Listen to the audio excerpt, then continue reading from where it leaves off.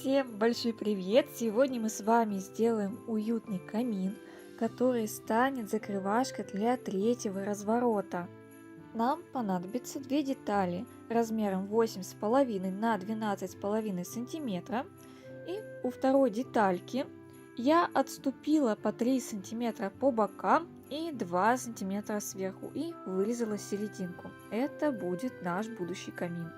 Также нам понадобится две детали размером 2 сантиметра в ширину и в длину 8,5 сантиметра.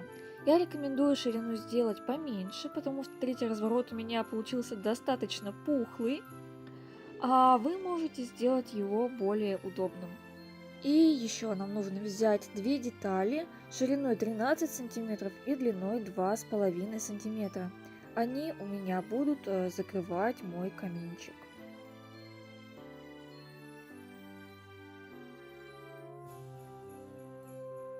Теперь нужно взять любую темную краску и прокрасить детали камина на той стороне, которая у нас будет смотреть вовнутрь. Боковые части можно не красить, так как их потом перекроет картсток. А детали, которые будут закрывать наш каминчик верхней и нижней части, нужно покрасить с двух сторон, потому что их будет очень хорошо видно, на них потом будут стоять книжечки. То есть это та часть, которую мы будем с вами видеть отчетливо, поэтому она должна быть прокрашена.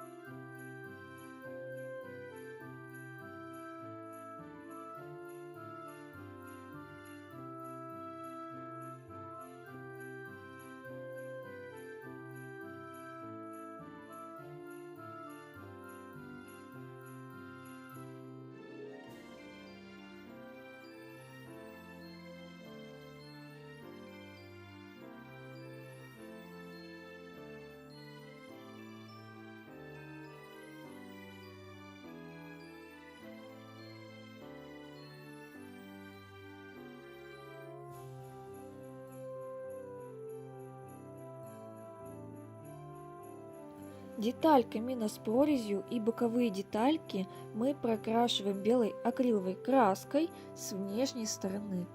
У нас это будет естественный такой оттенок нашего камина, и который мы потом точно так же, как мы делали с рамочкой, как мы делали в уроке с окном, потом покроем текстурной пастой и прокрасим другими оттенками краски.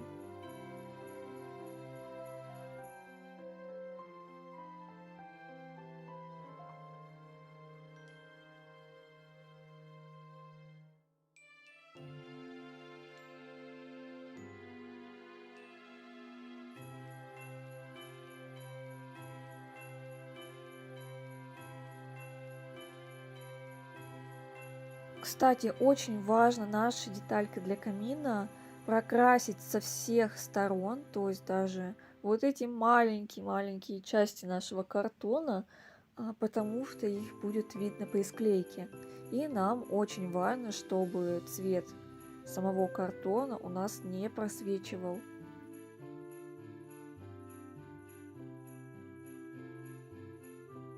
И сейчас, точно так же, как мы работали с рамочкой, мы следующим слоем наносим текстурную пасту. Но на этот раз мы не используем пасту с эффектом трещин. Здесь мне показалось это неуместным, и я решила добавить только вот таких красивых камешков с помощью трафарета и текстурной пасты. Высокий рельеф.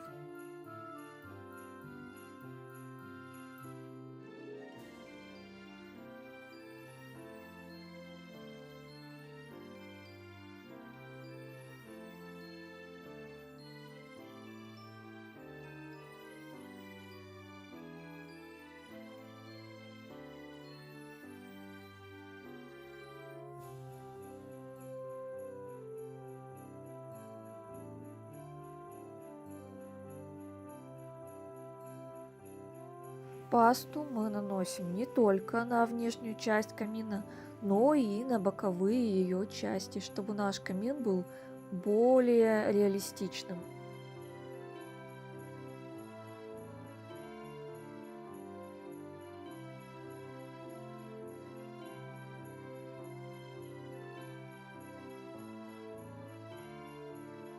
И сейчас мы с вами переходим к сборке нашего любимого, прекрасного, уютного камина.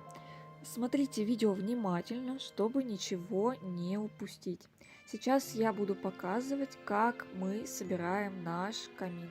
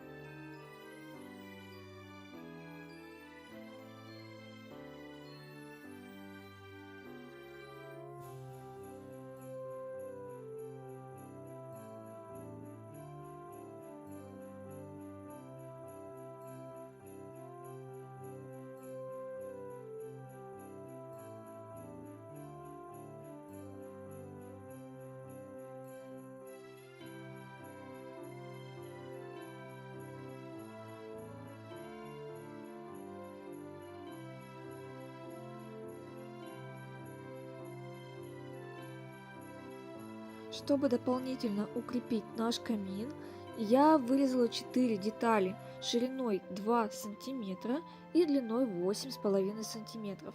Провела линию беговки и немножечко подровняла ее края, чтобы она у нас идеально встала и укрепляла наш камин в боковых ее частях, где у нас как раз сходится боковая часть и задняя часть камина.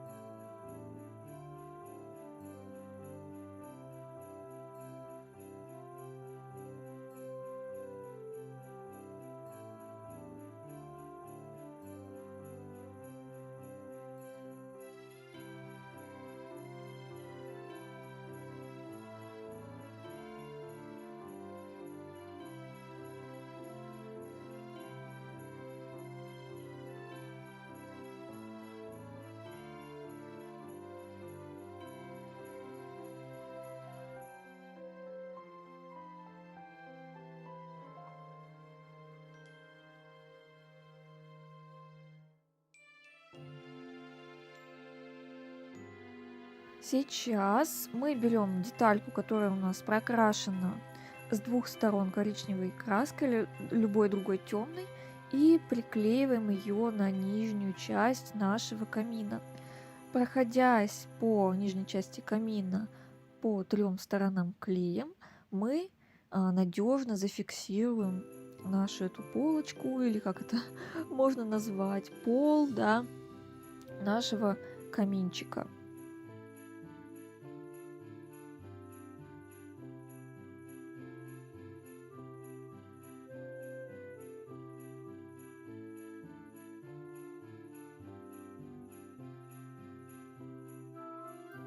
Теперь мы берем детальку с прорезью и наносим клей на боковые ее части и также на нижние, чтобы крепко закрепить ее на основу нашего камина.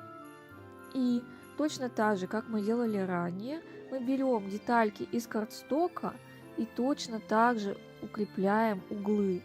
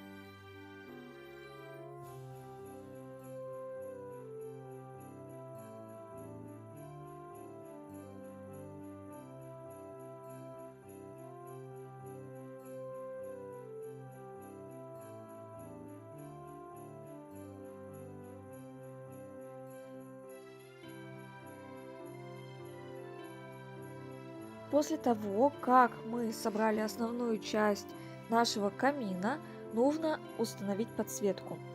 Мне такой светодиод сделал мой молодой человек, поэтому у меня торчат провода.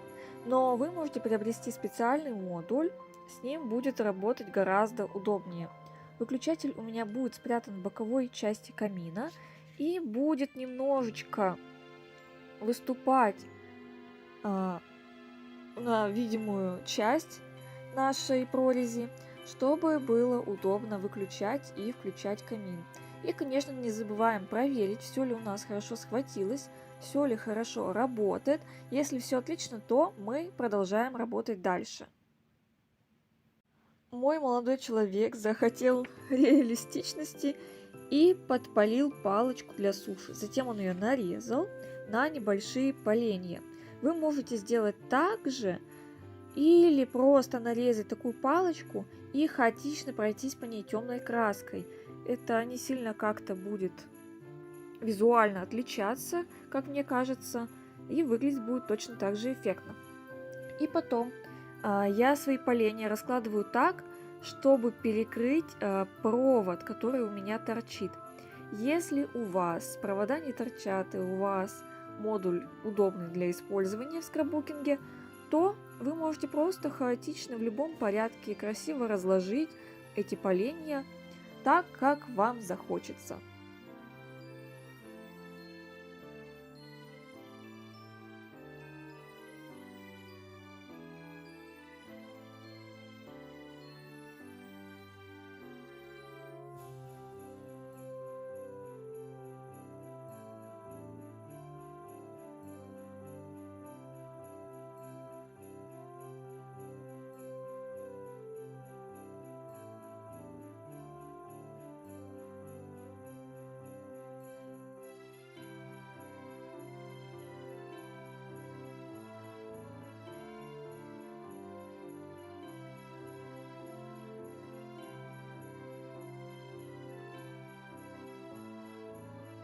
Если ваш светодиод смотрит вверх, то тогда можно сделать интересный эффект рассеивания, приклеив на нижнюю часть вот этой верхней части нашего камина. Я не знаю, как это назвать. Если снизу приклеить вот такую красивую золотую блестяшку, то она будет очень классно рассеивать свет внутри камина. Но у меня в процессе приклеивания светодиод стал смотреть вниз, поэтому как получилось, так получилось. Но я не расстраиваюсь, все равно мне нравится, как это все выглядит. Поэтому обратите на это внимание и сделайте светодиод лучше так, чтобы он смотрел в верхнюю часть камина.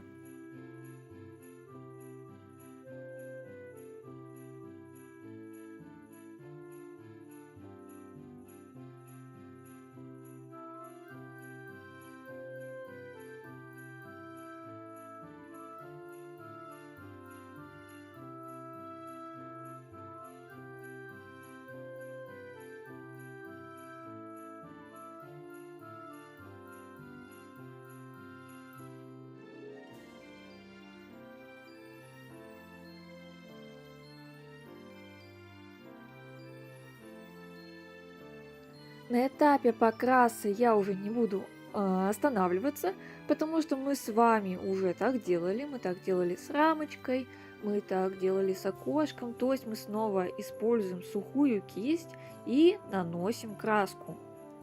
У меня это снова темно-коричневая краска и золотая, потому что мне хочется поддержать все-таки вот эту тему. У нас рамочка такая была, потому что мне захотелось сделать камин.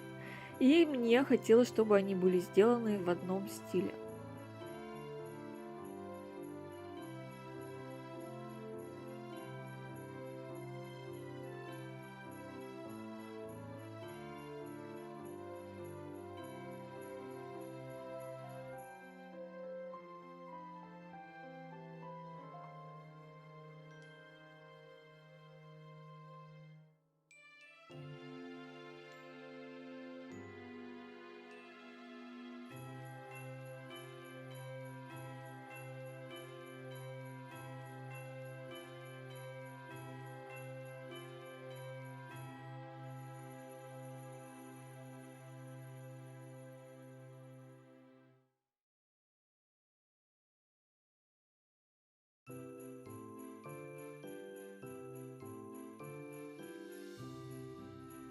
Для большей реалистичности я захотела добавить еще снизу решеточку, и я сделала ее с помощью ножа, которая на самом деле в форме киноленты или ленты с фотографиями, я не помню, как она правильно называется, но я думаю, вы поняли, да?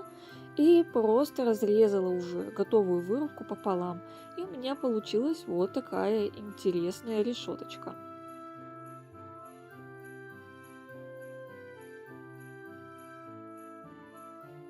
На этом наш мастер-класс заканчивается. Наш каминчик еще будет дорабатываться, когда мы будем работать над третьим разворотом. И я желаю вам удачи сделать камин, если вы хотите его сделать. И буду рада, конечно же, видеть ваши готовые работы.